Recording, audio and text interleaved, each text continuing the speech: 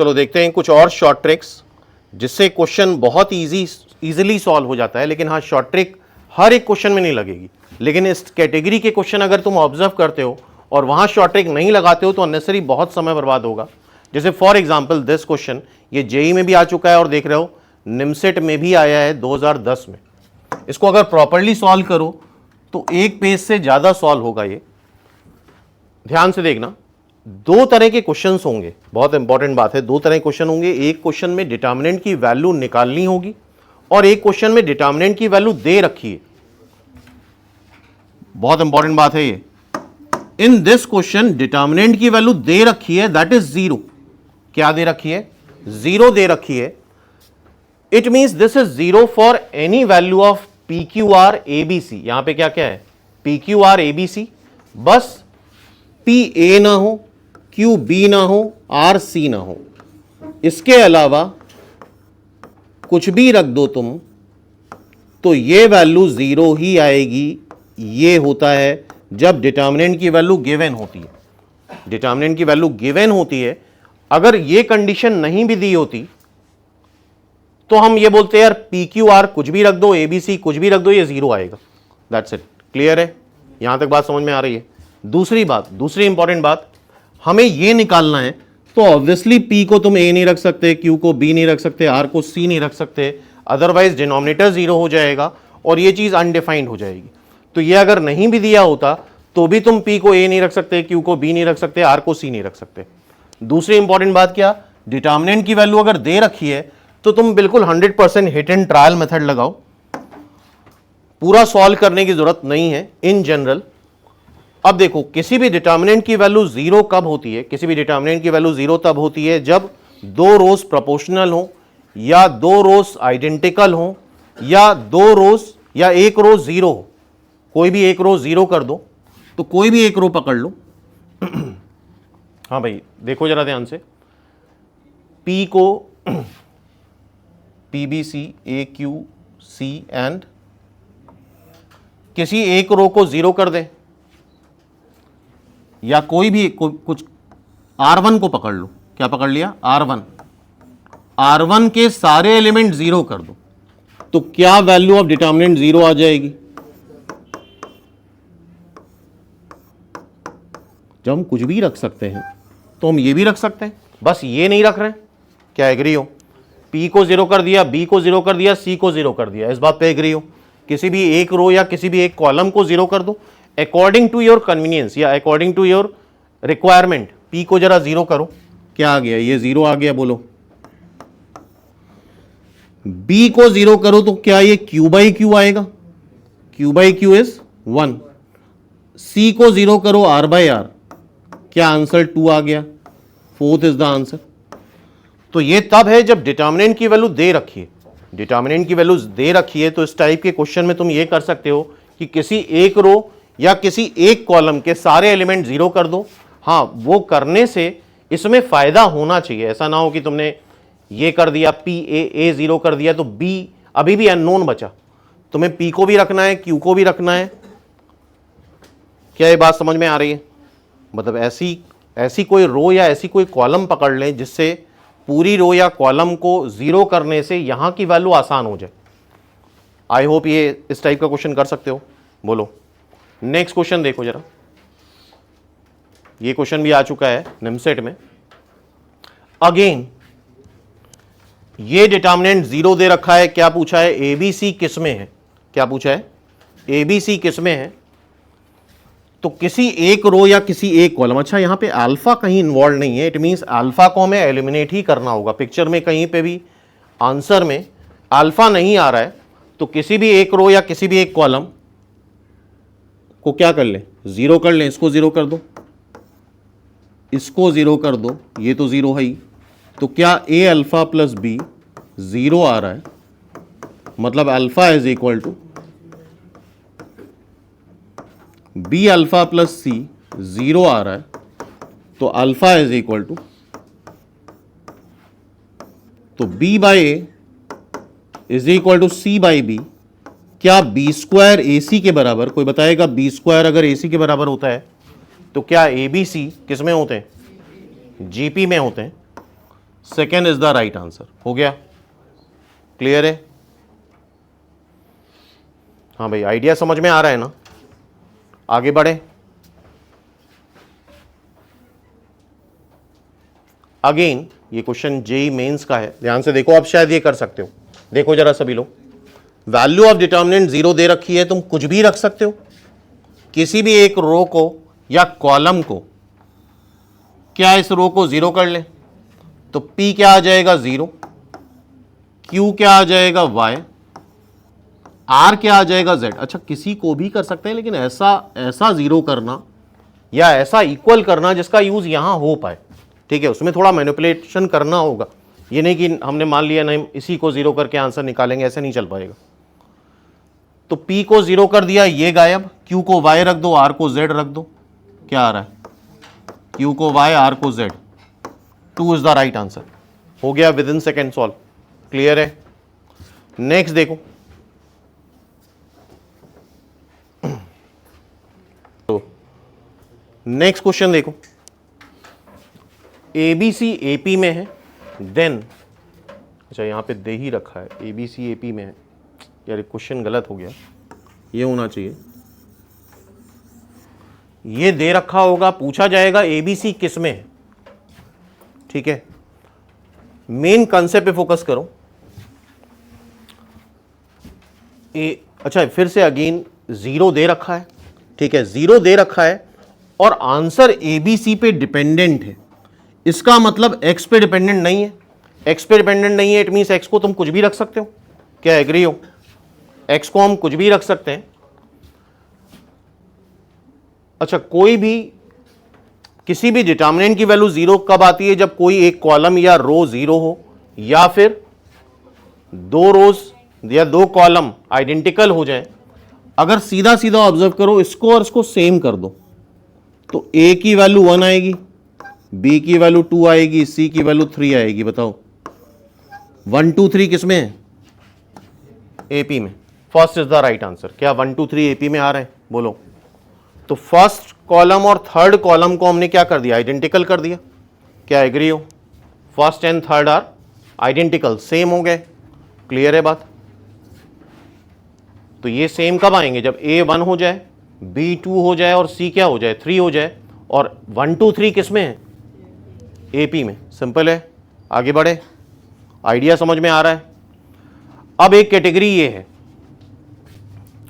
हाँ भाई इस कैटेगरी को देखो, ये सारी वो कैटेगरी की हम बात कर रहे हैं जब तुम्हें डिटर्मिनेंट की वैल्यू दे रखी है, डिटर्मिनेंट की वैल्यू दे रखी है, यहां पे K पूछा है। अब जब डिटर्मिनेंट की वैल्यू दे रखी है तो ऑब्वियसली ये एक आइडेंटिटी हो गई। क्या हो गई? आइडेंटिटी हो गई। इधर भी ये पूरा ABC में है, इधर भी पूरा ABC में है, तो तुम दोनों साइड ABC की वैल्यू जो मन में आए वो रख सकते हो, जो मन में आए वो रख दो। हाँ, बहुत आसान रख दोगे, 0 0 0 सबको 0 रख दोगे, ये भी 0 ये भी 0, काम ही खत्म, फिर आगे कुछ बनेगा ही नहीं। या बहुत आसान रख दिया, समझ रहे हो? बहुत आसान में यही होता है कि सबको 0 रख दो, K आएगा ही नहीं। इवन तुम किसी भी एक की वैल्यू 0 रख दोगे तो ये पूरा गायब हो जाएगा, K आएगा ही नहीं। इसका मतलब हिट एंड ट्रायल मेथड में हम किसी को भी 0 नहीं रख सकते। क्या इस बात पे एग्री हो? हिट एंड ट्रायल मेथड में किसी को भी 0 नहीं रख सकते, बिकॉज 0 रखने पे क्या होगा? सारे 0 हो जाएंगे, इधर भी 0 आ जाएगा। तो हिट एंड ट्रायल मेथड में तुम और आसान वैल्यू रख दो। समझ में आ रही है बात? यहां पे क्या कर दो? और आसान वैल्यू रख दो। ध्यान समझना, ये वो क्वेश्चन है जहां पे डिटर्मिनेंट की वैल्यू दे रखी है। सब 0 नहीं रख सकते, लेकिन किसी को 0 नहीं रख सकते, लेकिन सबको 1 रख सकते हैं। बोलो। जब डिटर्मिनेंट की वैल्यू दे रखी हो तो आसान ही वैल्यू रखो। सबसे आसान वैल्यू क्या है? सारी 0। उससे आसान वैल्यू क्या है? सारे 1। याद रखना है सब हिट एंड ट्रायल मेथड। सारे 1 जरा रखो यहां। अच्छा, यहां सारे 1 रखोगे तो ये तो K बन जाएगा ना। बोलो 1 स्क्वायर 1 स्क्वायर 1 स्क्वायर। ये जरा देखो 1 -1, ये क्या आ रहा है? 1। ये क्या आ रहा है? 1। ये 1 -1 1 1 1 -1। ओके, अपना मेथड लगाएं डिटर्मिनेंट वाला। क्या करते हैं? इन दो एलिमेंट को, इधर वाले एलिमेंट हम लेफ्ट साइड लिख लें और इधर वाले एलिमेंट हम राइट साइड लिख लें, सारे मल्टीप्लाई कर दो, 1 इंटू 1 इंटू 1 क्या आएगा 1, -1 इंटू -1 इंटू -1 क्या आएगा -1, 1 इंटू 1 इंटू 1 क्या आएगा 1 माइनस, अब करो जरा, -1 इंटू 1 इंटू 1 क्या आएगा -1, 1 इंटू -1 इंटू 1 क्या आएगा -1, 1 इंटू 1 इंटू -1 क्या आएगा -1, ये 1 3, ये k आ रहा है और इधर क्या आ रहा है 4, तो k की वैल्यू क्या आ गई सिंपली 4। तो हिट एंड ट्रायल मेथड वो होता है, पहला जो हमने बात करी, जब दोनों साइड डिटर्मिनेंट की वैल्यू दे दी जाए तो फिर तुम उस केस में जो मर्जी आए वो रख दो। सबसे आसान है 0 0 0, उसके बाद क्या है 1 1 1, क्लियर है। बस ये है k निकालना है, तो ऐसा कुछ ना हो जाए कि ये 0 बन जाए तो k गायब ही हो जाएगा, k निकलेगा नहीं। तो हमने पहली वैल्यू, सबसे आसान वैल्यू क्या है 1 1 1 रख के चेक कर लिया, ठीक है। आई होप ये मेथड समझ में आ गया, 4 इज द आंसर। अब देखो ये एक नेक्स्ट कैटेगरी है जहां पे डिटर्मिनेंट की तुम्हें वैल्यू निकालनी है। क्या करना है, डिटर्मिनेंट की वैल्यू निकालनी है हिट एंड ट्रायल मेथड से। तो ध्यान सुनना, इस तरह के केस में बहुत इजी ऑप्शन ऑप्ट मत करो, लाइक 0 0 0 ऑप्ट कर लिया, देखो ये भी 0, ये भी 0, ये भी 0, ये भी 0, सब 0। 1 1 1, मान लो एक्स वाई जेड की वैल्यू 1 1 1 रख दो, 1 4 1 4। जब डिटर्मिनेंट की वैल्यू निकालनी हो तुम्हें तो थोड़ा सा पेन लो, क्योंकि सुनना बात को ध्यान से, ये सब करते हैं बच्चे और क्या करते हैं, यही काम 2 2 3 3 बार करते रहते हैं एग्जाम में, तो बहुत समय वेस्ट होता है। इससे अच्छा ये है कि हम पहली बार में ही थोड़ी टिपिकल वैल्यू ले लें जिससे हम बार बार ना करना पड़े। और सेकेंड इंपॉर्टेंट थिंग ये है, जब भी इस तरह की वैल्यू रखते हो तुम, तो पहले तो आंसर में रख के देखो। पहले वैल्यू कहां रख के देखो, बोलो आंसर में। सारे आंसर डिफरेंट आने चाहिए, तब ये वैल्यू रख सकते हो तुम। 1 4 9, जरा ये देखो क्या आएगा, 36 आएगा, 9 इंटू 4, 36 इंटू 4 कर दें कितना आ जाएगा, 36 इंटू 4, 4 इंटू 36 लिख लेते हैं। ये क्या आ जाएगा, पूरा मल्टीप्लाई करो 6 आ जाएगा, और ये क्या आ जाएगा 24। बहुत माइंड करना, बहुत आसान वैल्यू के चक्कर में, मान लो बहुत आसान वैल्यू रख भी ली तुमने और मान लो दोबारा भी वैल्यू रखने की जरूरत पड़ने लग गई तो कोई मतलब नहीं। तो उससे बेटर क्या है, तुम ऐसी वैल्यू ले लो जिसमें कॉन्फिडेंट रहो। जरा देखो y प्लस जेड क्या आ रहा है, बताओ what is y plus Z. y plus Z add करो 5, x क्या है 1, x क्या है 1, y क्या है 2, z प्लस x क्या है 4, y क्या है 2, z क्या है 3, z 3, x plus y is 3, x plus y is 3 ना। क्या वही टेक्निक लगाएं डिटर्मिनेंट निकालने की, 1 और 3 इधर लिख ले, 5 और 3 इधर लिख ले, करो जरा। 1 इंटू 2 इंटू 3 कितना आया 6, 5 into 4 into 3 60, 1 into 2 into 3 6 minus, अब क्या करेंगे, ऑफ डायगोनल मल्टीप्लाई करो, 5 into 2 into 3 30, 1 into 4 into 3 12, 1 into 2 into 3 6, ये 6 इस 6 से कैंसिल हो गया, 66 minus 42, I think this is 24। अब ऑप्शन में देखो कौन सी 24 वैल्यू आ रही है। तो ये बात बड़ी इंपॉर्टेंट है, कुछ लोग बहुत ओवर स्मार्टनेस करते हैं, बड़ी आसान वैल्यू रखेंगे लेकिन खुद ही उलझ जाते हैं फिर उसमें कि 2 ऑप्शन सेम आ गए, 3 ऑप्शन सेम आ गए, और कई बार बहुत आसान वैल्यू रखने पे कॉन्फिडेंस भी नहीं आता है, लगता है फॉर द टाइमिंग आ गया है, वैल्यू बदलेंगे तो शायद कुछ और आ जाए। तो इनिशियली हम थोड़ी सी टिपिकल वैल्यू लेके चलें जिससे दोबारा सॉल्व ना करना पड़े। एग्री हो इस बात पे? Fourth is the right answer. Clear? Next देखते हैं।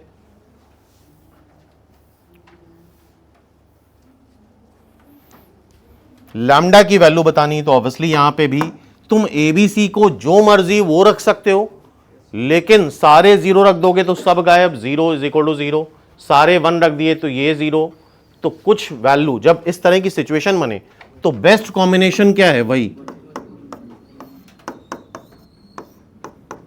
ये सारा साइकोलॉजिकल इफेक्ट होता है। बहुत आसान वैल्यू पे फिर आंसर पे कॉन्फिडेंस नहीं आ पाता।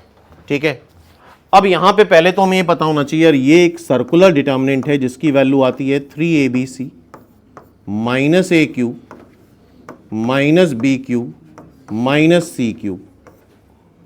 जरा इधर तुम सिंप्लीफाई कर ही ले, 3abc जरा सब मल्टीप्लाई करो, ये कितना आ रहा है? 6, 6 तक 18, ए क्यूब 1, बी क्यूब 8, सी क्यूब 27, 8, मेरे ख्याल से माइनस 18 लैम्डा आएगा, ये चेक कर लो। ठीक है, अब देखो कैलकुलेशन में एरर ना हो तो यहां पे तीन ही टाइप के टर्म आ रहे हैं, A B plus B C plus C A plus B क्या आ रहा है 3, बी प्लस सी क्या आ रहा है 5, सी प्लस ए क्या आ रहा है 4, देखो आ रहा है। अब यहां रखो ए प्लस बी क्या है 3, बी प्लस सी क्या है 5, C plus A is 4, B plus C is 5, C plus A 4, 3, then C plus A 4, A plus B 3, B plus C 5। अब क्या करना है, ये कॉर्नर के एलिमेंट इधर लिख लो और ये दोनों कॉर्नर के एलिमेंट इधर लिख लो। ओके, क्या करते जाएं पता ही है, इसको मल्टीप्लाई करो, 60 आ रहा है, 5 इंटू 4 इंटू 3 क्या आ रहा है 60 आ रहा है भाई, बोलो 60। अब तो कन्वीनियंट हो गए इस मेथड पे, ये भी क्या आ रहा है 60, 60। अब माइनस क्या करते हैं, ऑफ डायगोनल एलिमेंट मल्टीप्लाई करें, 3 into 3 into 3 27, 4 into 4 into 4 64, 5 into 5 into 5 125।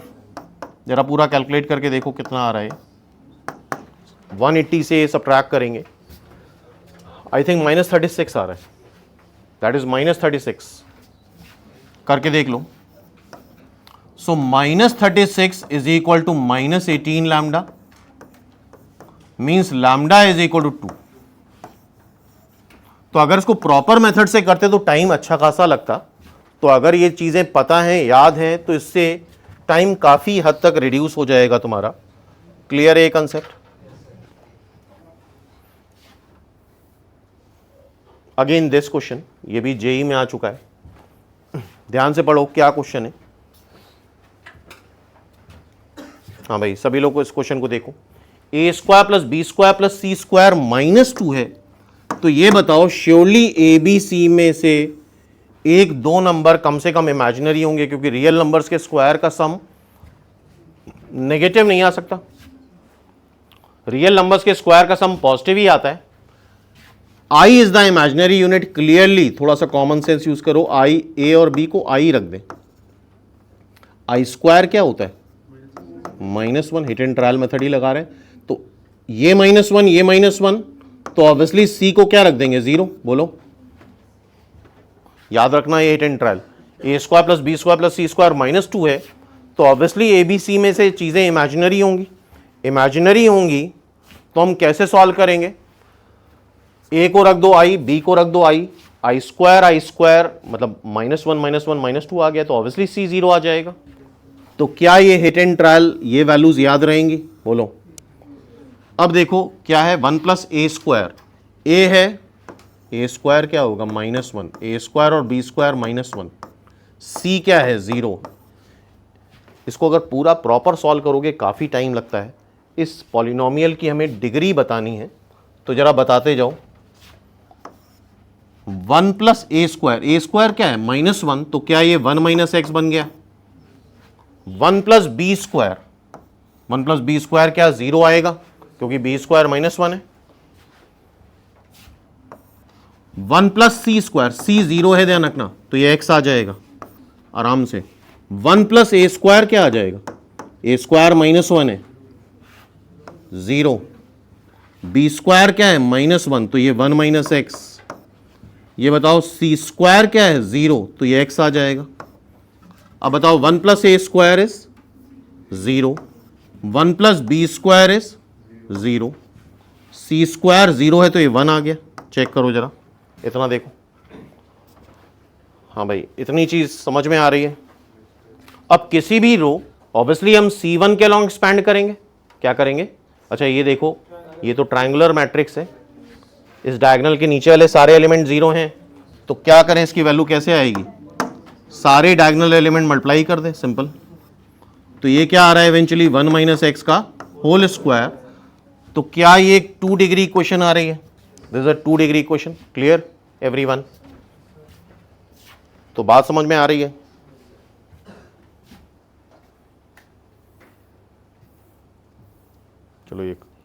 चलो अभी इतना ही क्वेश्चन है, नेक्स्ट लेक्चर में कुछ और शॉर्ट ट्रिक्स देखेंगे हम लोग।